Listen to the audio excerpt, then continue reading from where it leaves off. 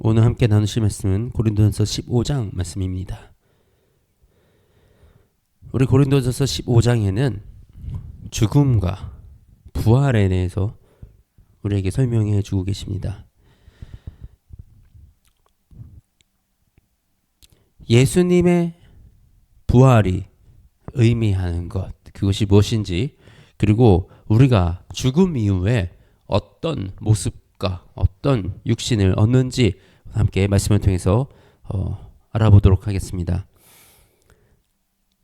우리 4절 말씀, 장사 지낸 바 되셨다가 성경대로 사흘 만에 다시 살아나사 게바에게 보이시고 후에 12제자에게와 그 후에 500여 형제에게 일시에 보이셨나니 그 중에 지금까지 대다수는 살아있고 어떤 사람은 잠들었으며 그 후에 야고보에게 보이셨으며 그 후에 사도에게와 맨 나중에 만삭되지 못하여 난 자 같은 내게도 보이셨느니라.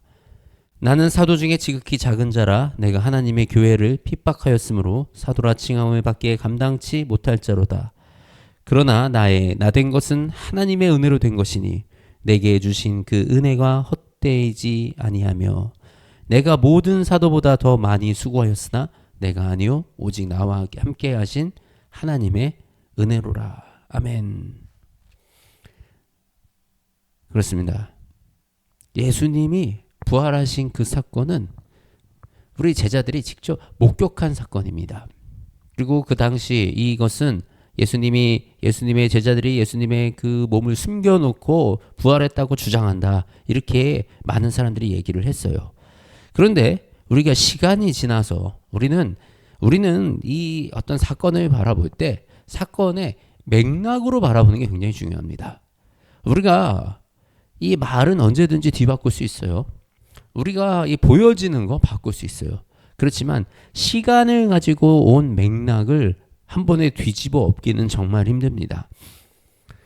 지금 이 예수님의 부활의 사건, 만일에 이 부활의 사건이 사실이 아니었다면 겁쟁이 베드로가 예수님이 십자가에 못 박히실 때 그렇게 두려워서 예수님을 부인하던 그 제자가 예수님이 돌아가신 이후에 갑자기 용맹해질 수 있는 그 이유가 무엇이겠습니까?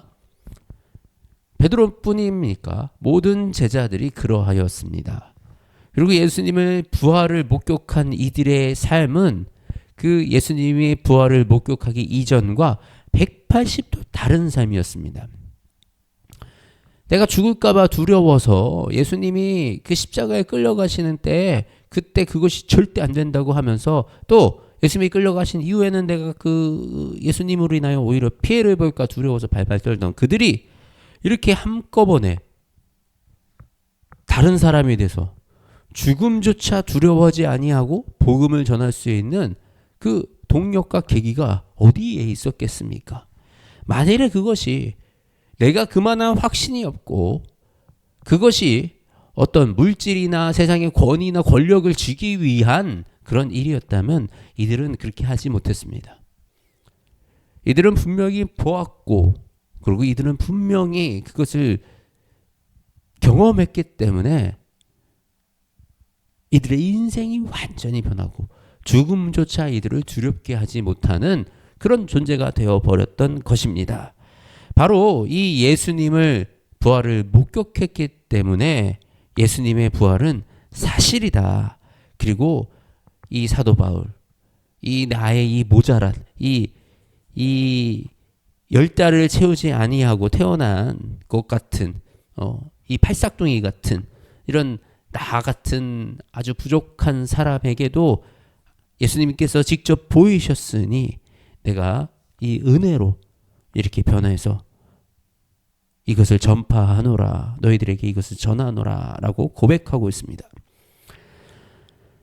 그리고 설명을 하는 것이 만일에 예수님의 부활이 없었더라면 우리의 부활도 확신할 수 없다. 그러나 예수님이 부활을 하셨기 때문에 우리는 반드시 부활한다라는 얘기를 하고 있습니다. 예수님이 첫 열매로 부활하셨으니 다시 살아나사 잠자는 자들의 첫 열매가 되셨다. 사망이 한 사람으로 말미암았으니 죽은 자의 부활도 한 사람으로 말미암는도다. 사망이 한 사람 누구로부터 말미암았습니까? 우리 아담으로부터, 아담의 죄로부터 말미암아 우리가 사망한 자, 죽은 자가 되었다는 것입니다. 그런데 우리가 부활도 한 사람, 바로 예수 그리스도로 말미암아 우리가 부활을 맞이했다라는 것입니다. 아담에서 모든 사람이 죽은 것 같이 그리스도 안에서 모든 사람이 삶을 얻으리라. 아멘. 그가 원수를 발 아래 둘 때까지 반드시 왕노릇하시리니 맨 나중에 받을 원수는 사망이니라. 맨 나중에 멸망받는 원수가 사망이라고 얘기하고 있습니다. 왜 우리는 예수님을 믿는데 죽어야 되느냐? 영원히 산다며, 영생을 얻는다며 왜 죽냐라고 질문하시는 분들이 있고, 실질적으로 이거를 가지고 이렇게 교리를 이상하게 만드는 이단들도 있습니다. 그런데 분명히 우리가 맨 나중에 멸망받을 원수가 사망이라고. 그러니까 예수님이 사망을 아직 이기지 않으신 게 아니에요. 이미 이기셨습니다. 모든 권세를 이기셨습니다. 그런데 맨 마지막까지 내비두는 것이 사망이라고 말씀을 하는 겁니다. 우리가 이 마지막 때, 이 사망의 권세가 이 멸망받을 때, 그때는 모든 것이 끝나는 상황입니다. 지금은 우리가 그 날을 기다리며, 다시 오실 예수님의 그 날을 기다리며 우리가 이 땅에 복음을 전하여 더욱더 우리가 이 영혼을 구원하고요, 복음을 전하는 일에 힘을 쓰는 그 시기, 그 시대에 우리가 살아가고 있는 것입니다. 형제들아, 내가 그리스도 예수 우리 주 안에서 가진 바 너희에 대한 나의 자랑을 두고 단언하노니 나는 날마다 죽노라. 이 부활의 사건을 너무나도 잘 아는 이 바울은 나의 육신으로 살아가는 것이 아니라, 내가 살아가는 것이 아니라 내가 그리스도로 살아가야 한다라는 그 사실을 너무나 잘 아는 것입니다. 분명히 우리는 아직 사망의 권세 아래에서 벗어나지 못했습니다. 우리는 그리하기 때문에 모두가 죽음을 맞이합니다. 그런데 우리의 죽음이 끝이 아니기에, 그리고 그 죽음이 우리에게 엄청난 의미가 아니기에 나는 매일같이 죽음을 맞이하며 예수 그리스도로 나의 삶을 살아가겠다라는 바울의 고백입니다. 이 고백이 저와 여러분의 고백이 되기 원합니다. 우리는 이 땅에서의 죽을 육신의 소망으로 살아가는 사람들이 아니라 우리는 아버지의 나라를 소망으로 품고 살아가는 사람들이기에 죽음이 두렵지 아니하고, 또 우리가 매일 죽음으로 그리스도와 함께 매일 다시 살아나는 그 삶을 살아가는 것입니다. 내가 사람의 방법으로 에베소에서 맹수와 더불어 싸웠다면 내게 무슨 유익이 있으리요? 죽은 자가 다시 살아나지 못한다면 내일 죽을 터이니 먹고 마시자 하리라. 그렇습니다. 죽은 자가 다시 살아나는 부활이 없다면, 예수 그리스도의 부활이 없다면 우리가 지금 믿는 이 믿음이 무슨 소용이 있고, 우리가 지금 이렇게 살아가는, 우리가 선을 행하며 하나님의 율법을 지키며 살아가는 이 삶이 무슨 의미가 있냐? 아무 의미가 없다. 오직 우리가 부활을 알기 때문에, 예수님이 우리에게 부활을 보여주셨고 부활의 육신을 보여주셨기 때문에 우리의 부활을 확신하고 우리는 그 부활의 소망으로 이 땅에 살아가는 것입니다. 몸의 부활이 일어났을 때 그러면 우리의 몸은 어떤 상태입니까? 라고 많이 묻습니다. 우리의 죽음을 상상하는 거죠. 죽음 이후에 우리 몸의 부활을 상상합니다. 그런데 오늘 이곳에 대해서 말씀을 하십니다. 썩을 것으로 심고 썩지 아니할 것으로 다시 살아나며, 욕된 것으로 심고 영광스러운 것으로 다시 살아나며, 약한 것으로 심고 강한 것으로 다시 살아나며, 육의 몸으로 심고 신령한 몸으로 다시 살아나니 육의 몸이 있은즉 또 영의 몸도 있느니라. 기록된 바 첫사람의 아담은 생령이 되었다 함과 같이 마지막 아담은 살려주는 영이 되었나니, 그러나 먼저는 성령한 사람이 아니요 육의 사람이요 그의 신령한 사람이라. 그 다음에 신령한 사람이라. 첫사람은 땅에서 났으나 흙에 속한 자이거니와 둘째 사람은 하늘에서 나셨느니라. 우리 이 죽은 다음에 우리 부활한 육신에 대해서 우리가 이제 궁금하고 또 관심이 있습니다. 그런데 그러니까 어떤 사람들은 주장하기를 육이 부활하는 것이 아니라 뭐 영만 부활한다 뭐 이렇게 주장하는 사람들도 있습니다. 그래서 성경에서는 분명히 이렇게 말씀을 하고 있습니다. 우리의 육신이 부활한다. 우리의 육신이 부활하는데 썩지 아니할 육신. 그러니까 지금의 우리의 육신과 다른 육신이라고 하는 겁니다. 썩지 아니할 육신. 우리 또 이 말씀에서 이 우리의 뭐 소화기관이나 장기나 이런 것이 나중에 다 폐하여되고 쓸모없게 된다고 말씀하셨습니다. 그러니까 우리가 음식을 먹지 않아도 돼. 우리가 육신의 부활을 하지만 지금과 같은 육신이 아니라 완전히 새로운 육신. 우리가 먹지 않아도 살 수 있는 온전한 육신으로 다시 태어난다라고 우리에게 가르쳐주고 있습니다. 또 이 육신은 하늘에 속한 아주 신령한 몸으로 다시 살아난다고 그렇게 가르치고 있는 것입니다. 우리 아담이 하나님의 형상대로 지으심을 받았기 때문에 우리의 육신의 모습이 하나님의 형상이다라고 이렇게 우리가 오해를 해 갑니다. 그런데 아담의 그 죄로 말미암아 우리는 이제 죽어가는 이 죽음을 맞이한 거예요. 사실 우리는 살아있으나 죽은 자와 같은 그런 인생을 살았던 것입니다. 그런 우리에게 예수님이 찾아오셔서 우리에게 새로운 이 완전히 새로운 존재로 우리를 다시 만드신 거예요. 그게 우리의 거듭남의 사건입니다. 그리고 이렇게 우리가 완전히 예수 그리스도 안에서 새 사람이 되었을 때 우리는 잃어버린 하나님의 형상을 다시 조금씩 찾아가는 거예요. 그것은 무슨 의미입니까? 하나님은 우리의 형상, 뭐 코와 눈과 손과 발과 이것이 우리가 하나님의 형상이라고 보는 것이 아니라 우리가 잃어버린 하나님의 형상을 되찾아가는 우리의 영적인, 하나님은 영적인 존재입니다.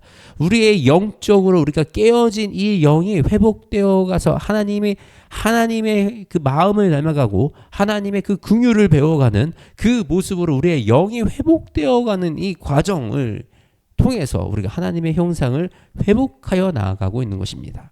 그렇기 때문에 우리가 하나님을 만난 사람들, 우리가 예수님을 만난 사람들, 우리가 회심한 사람들의 인생은 반드시 달라지게 되어 있습니다. 그 이전과 그 이후는 다른 삶을 살 수밖에 없습니다. 그것이 바로 우리가 회복되어가는 하나님의 형상을 회복해어 나아가는 그 여정과 그 과정 속에 있는 것입니다.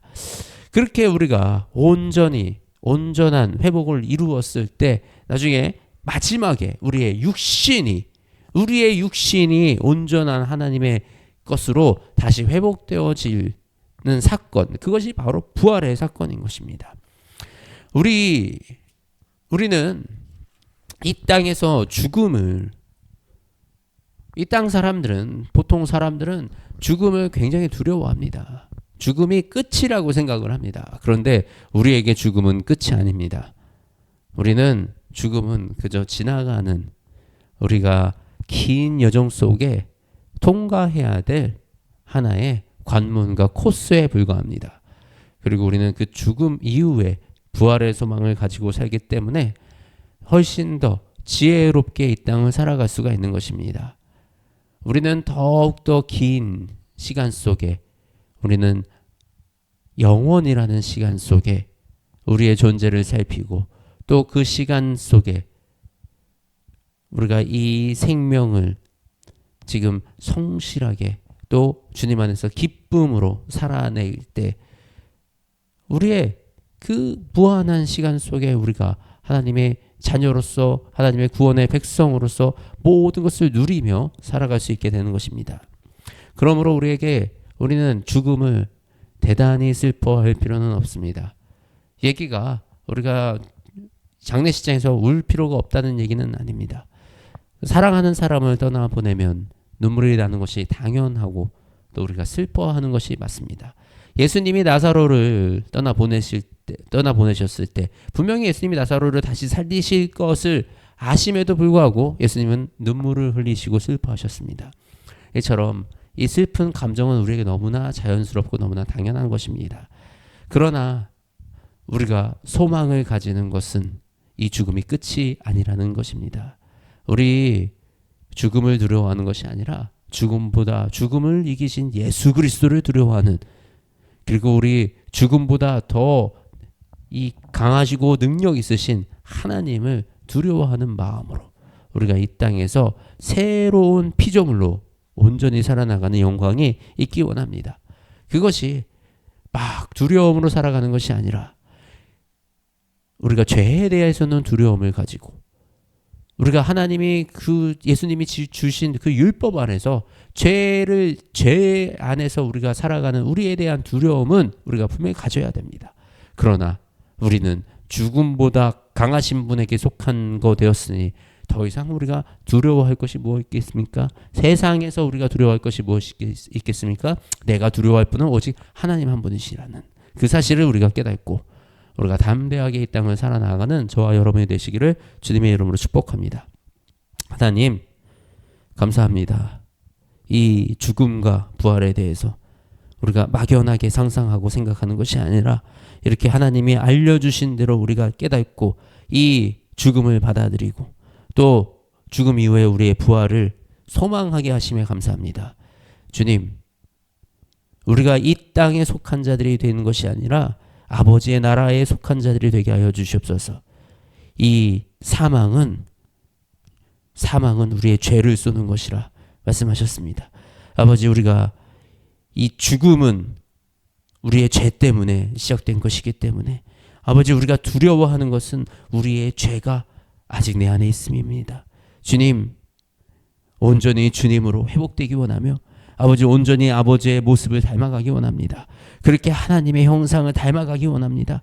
우리에게 온전한 회복을 허락하여 주시고 그리하여 아버지 우리가 더 이상 두렵지 아니하게 오직 아버지의 영광과 아버지의 그 나라를 기대함과 우리가 누림으로 이 땅을 살아갈 수 있도록 주여 인도하여 주시옵소서. 사랑이 많으신 우리 주 예수 그리스도의 이름으로 기도드립니다. 아멘.